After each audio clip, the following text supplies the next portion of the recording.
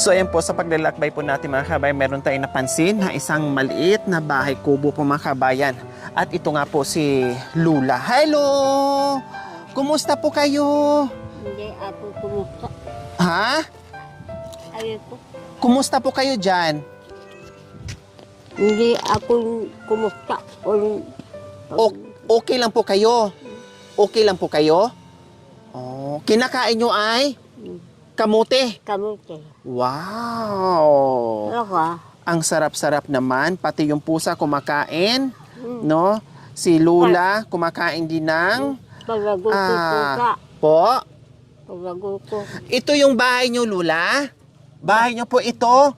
Walang pagsimbang. Walang Simbahan. Ito bahay nyo po. Dito kayo natutulog. bahay dito. Nandito ka. Oh. So, ibig sabihin ni Lula, may simbahan kasi sa Tinoro, no? At dito rin siya nakatira. Nandito yung mga gamit niya. Diyos ko, pagpasok mo sa loob ng bahay, hindi ka na makakatayo mga kabayan. No? Nandito na lahat. Kusina, sa ingan niya, lahat na matutulog. Lahat na nandito mga kabayan. At hindi ka na doon makakatayo. Kumusta naman kayo? Okay lang po ang buhay nyo? Sino kasama nyo po dito? Doon. Nandoon? Sa bukid? May mga anak po kayo? Nag-alahati. Kada-kala apo. Kada-kala mga pangunakan. Opo. Nandoon. Malalay, may mga kanyang pamilya na. Oo. So, ayan po mga kabayan, kahit hirap Doon kami. ha, kuyukot. Kuyukot. Malayo. Hindi. Mahaman. Yapi yung mahaman kay kami. Malapit lang. Malapit kayo. Opo. So, ayan po mga kabayan, no? Hindi masyado makapagtagalog si Lola. Salitang katutubo yung ginagamit ni Lola. No? At Kalitang pagkaintindi ka, agang sabi niya ng kapatid. Opo. Agang managalog. Biyasa lang nakaintindi. Sabi ay siya. Opo. Oh. Ni pabakit kami borkad, akong pinanaligan dakala baruga. Baluga? Baruga lang rin kalagay ko. Sabi po nila. Ako, tao ako eh.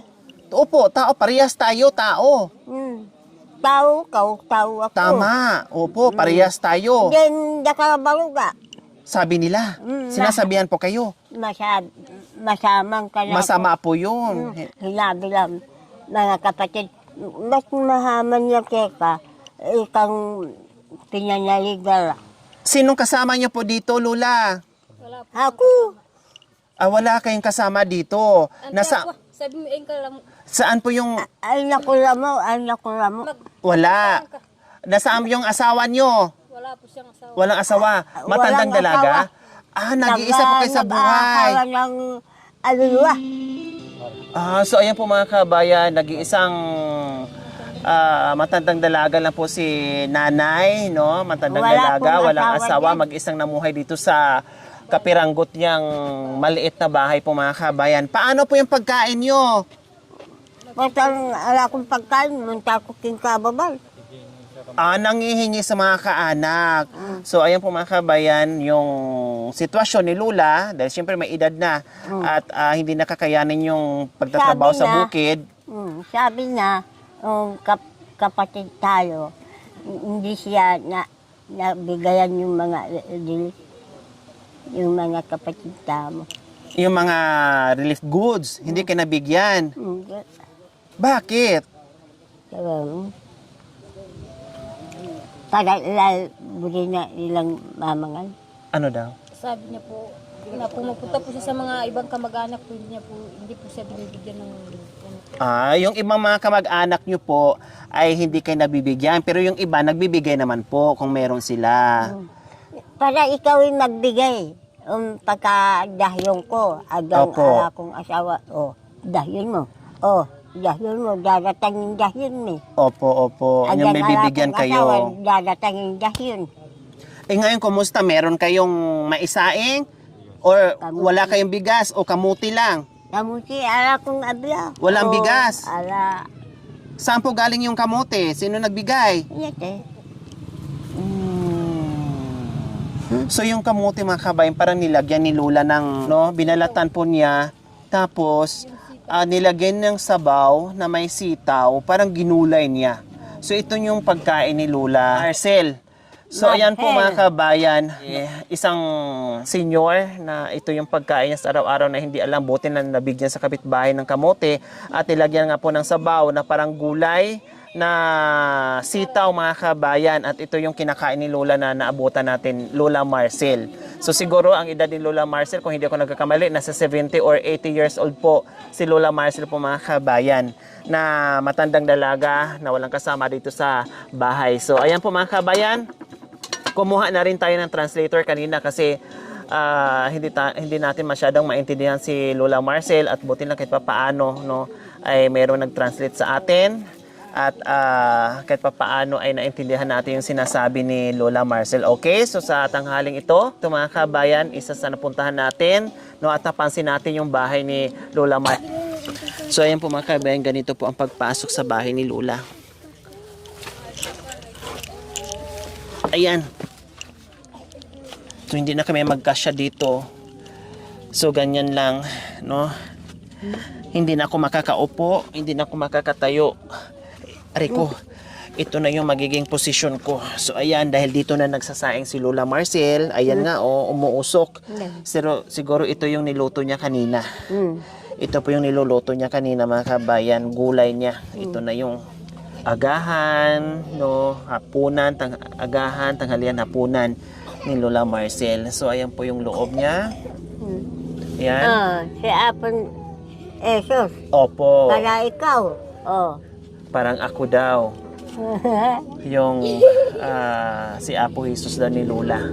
Kamukha ko. Okay, sige Lola Marcel, meron kaming bigay sa inyo. Ayan, meron na kayong isang tray na itlog. Meron na rin kayo ditong assorted groceries, Lola. At may bigas na kayo. Matagal na itong maubos sa inyo.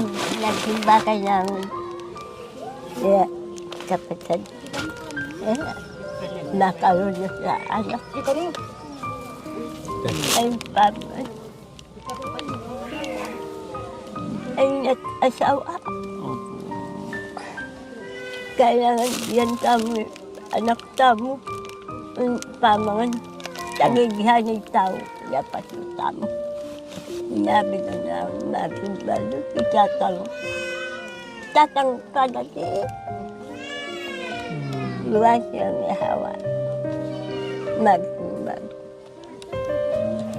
Ayan. Paiyak si Lola, hindi man natin lubos na intindihan yung sinasabi ni Lola, pero daman natin yung saya at may halong lungkot dito sa kanyang buhay. So hindi na kayo maglalaga o kakain mamayang kamote, Lola, Lola, dahil meron na kayong bigas at groceries, ha? Ito, tapos ito, meron pa kayong cash. Oh, sa inyo po ito, ha? Oh, itago nyo po yan, no? At kahit papaano meron kayong pambili-bili ng iba yung pangangailangan, Lola Marcel. Masaya po kayo? Masaya po kayo? Mahaya. Kasi Sabi niya po sa'yo daw. nakang ko si kawami na pagkahap ko. Nano, po doon ay tawal. Yung mayat ako. Ano daw? Sabi niya po, Makayayat kang ko, yung po doon ay ta. walang pagkain. Yung maakit ko. Ngayon lang po siya makakasin ng pagkain po. So sabi ni Lola, nagpapasalamat si Lola Marcel na may dumating dito, no? At may nagbigay ng pagkain dahil nangangayayat na daw siya. At meron na siyang makakain, mga kabayan. Oo. Barang makuliw. Yan. Kaya ka, ay kang pamangan, ya ay ta. Sabi niya po, Antini patol mo, ya tao. Antini patol mo tao, makukaman doon man impamangan mo. Sabi po niya, mga kabayan, kung hindi tayo dumating, wala siyang makakain, wala siyang pagkain, wala nga siyang makain, puro kamote, at yun po ang kamote na yun ay nanggagaling pa sa mga kapitbahay niya, o kakilala niya, o kaanak niya. Sampo. Okay? hindi na po ako magtatagal ha. Aalis na po ako. Mag-ingat po kayo dito ha. Kumain kayo at sain ko mamaya ipapabuhat ko doon kung saan niyo po ilagay itong bigas niyo ha, Lola ha. Okay, so ayan po mga kabayan. Maraming salamat po muli sa inyong lahat sa panonood without skipping ads po. Pag-share, pagla-likes, ito po yung nagagawa ng buong Team Lori, yung mga biyaya na pinagkaloob natin sa mga katutubong ITAS natin. Kaya maraming salamat po sa ating lahat. So mga kabayan, huwag niyo pong kalimutan pag-share at subscribe sa aking YouTube channel, Lori Aquino Tarita. Maraming salamat po, Gabi sa Sol. Bye po, Lola Marcel. Ayan.